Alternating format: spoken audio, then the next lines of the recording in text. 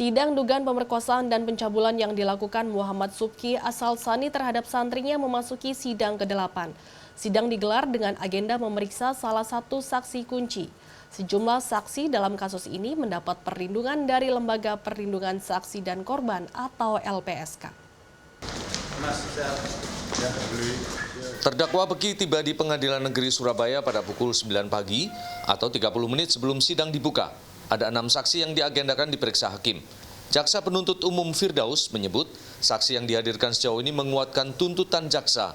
Menurut Firdaus ada kesesuaian dan kesaksian mereka saling menguatkan satu sama lainnya. Secara garis besar, keterangan saksi memperkuat ya keterangan saksi yang sebelumnya. Jadi ada persesuaian ini dengan keterangan saksi sebelumnya yang dituangkan di dalam berita acara pemeriksaan di penyidik. Nah, bagaimana saksi menyampaikannya, lancar atau kanan? Lancar, tegas. Apa yang dia alami, dia dengar, dia tahu, dia sampaikan.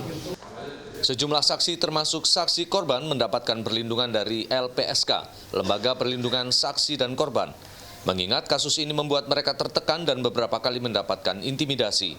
Pemisahan ruang antara terdakwa Beki dan saksi korban, serta sejumlah saksi kunci lainnya, juga merupakan permohonan LPSK yang dikabulkan majelis hakim.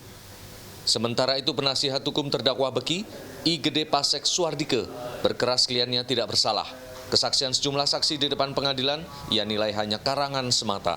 Gede mengatakan, sampai saksi keempat ini dirinya menyimpulkan keterangan saksi tidak didasarkan apa yang dia lihat, dengar, dan alami langsung. Ya, ini saksi baru satu diperiksa dan saksiannya hampir sama dengan yang kemarin. Jadi dia tidak mendengar, tidak melihat dan juga tidak mengalami peristiwa yang dia ceritakan.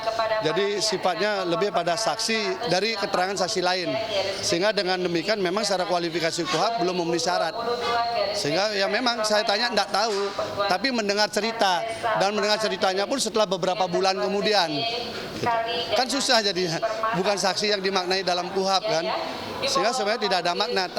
Tidak banyak informasi yang bisa didapat bagaimana jalannya persidangan dan penggalian informasi terhadap saksi.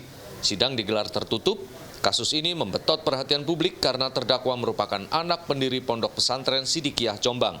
Kasus ini juga berlangsung bertahun-tahun karena polisi kesulitan menangkap Beki. Untuk mempercepat proses persidangan, majelis hakim memutuskan menggelar 3 kali sidang dalam 1 pekan, yakni Senin, Kamis, dan Jumat.